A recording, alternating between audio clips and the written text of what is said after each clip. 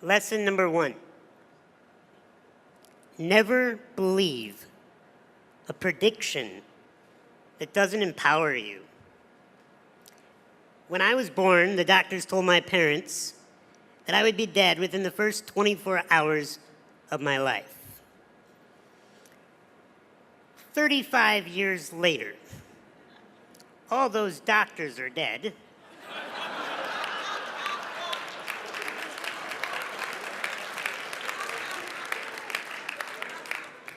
And I am the only doctor that remains.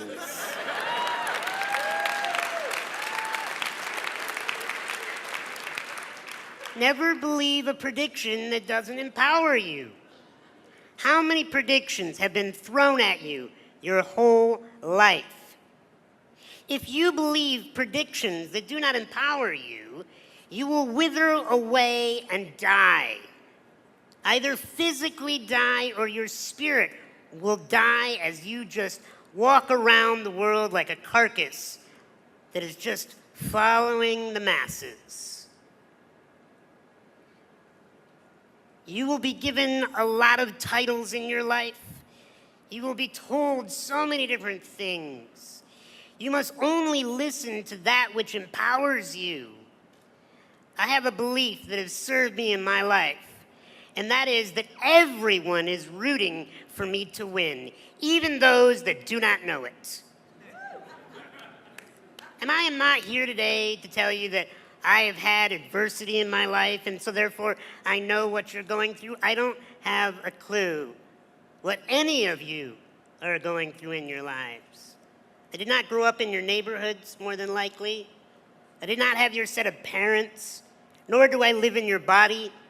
I have not had the events that you've had happen to you.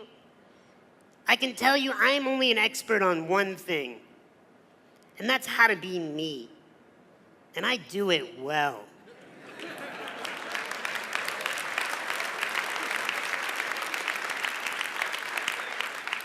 But it's not come easily. I've gone through things that I don't wish upon anyone in this room. I've had metal rods pulled out of bone marrow while I was awake. I've had jaw infections where teeth had to be extracted and I can no longer chew my own food. I have to get up every day and be showered and cared for physically by another human being. Fortunately, she's a gorgeous woman that I married.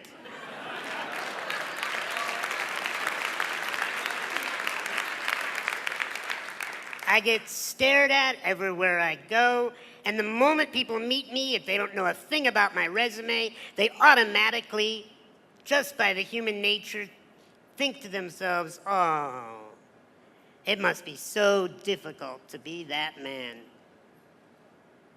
If somebody pities me, they're wasting their time.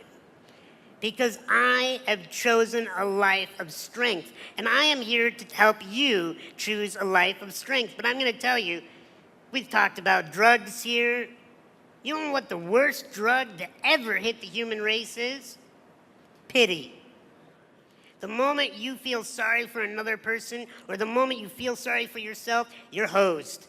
You are totally, completely frozen in potential. We cannot pity ourselves. We cannot pity you.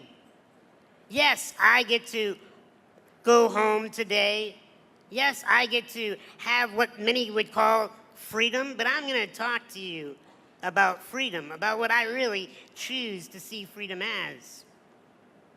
Because like I said, you cannot believe predictions that do not empower you. The second lesson today is you are not your condition. You are not. I am not disabled. Sure, I'll take the handicap parking privileges. But that does not define me as a man. Not able. I've been looked at and treated my whole life as if I am not able. I have had to rise above and show people that the only disability is one's refusal to adapt. You have to adapt to whatever environment you're in, even if it's prison. And what does adaptation look like? I think it looks like celebration. Because when you meet people that are celebrating their life, you want to be around them. You want to learn from them. You want to do business with them. You want to hire them. Look, if you do not want to be seen as a prisoner or a convict when you get out of this, or even while you're in this, then it's an attitude. It is a belief in yourself that you bring value to the human race, no matter what your current condition, title, or stature is.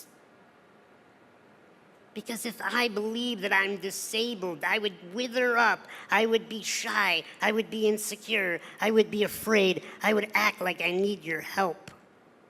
And the rest of humanity would be okay with that.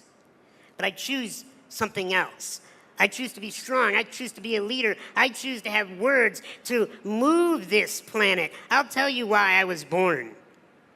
And I hope it inspires you to find out why you were born. I was born to rid this world of insecurity. Because when a human being is insecure, they do stupid stuff.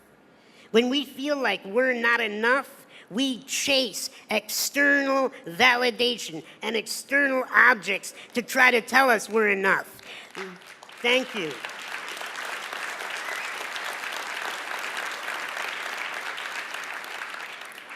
You are enough. I'll tell you, I made a pledge as a therapist to love all human beings no matter what they've done. Because deep down inside, I've found that every human being just wants to be loved. Even if they're tough, even if they're scary, even if they're vicious, you get them in the right position at the right time, they'll tell you the truth.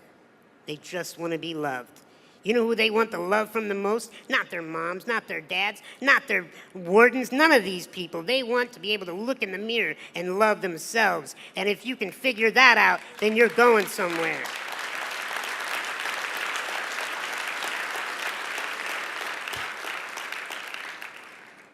But you cannot feel sorry for yourself. When you feel sorry for yourself, you will wither.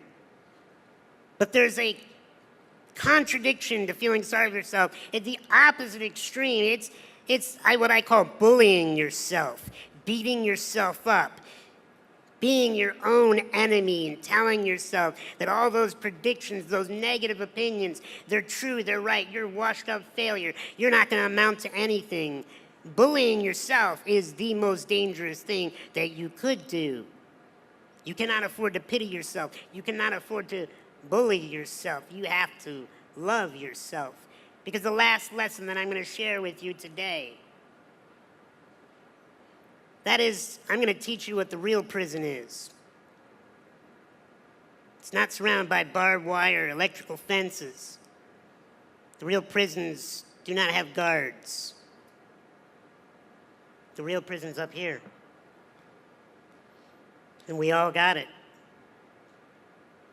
We all have a mind that chatters, so often won't stop chattering. Do you know where your salvation is? It's not outside these walls. I've met so many people that are so extremely successful and famous that are in prison because they're stuck in their minds, bullying themselves, pitying themselves. True freedom is dropping down out of that mind. And what my wife has taught me is drop into your heart, into mastering this beating thing that is more than just sending blood to the extremities. What is it doing? It's sending emotional possibilities, infinite possibilities of choice in our behavior, in our life, in our attitude. When you love yourself, whether you're sleeping on a prison cot or in a mansion, whether you have food in your belly or you don't know when your next meal is coming, when you love yourself, when you learn to master your emotions, then and only then are you free. I love you, each and every one of you, and I wish you freedom within these walls. God bless.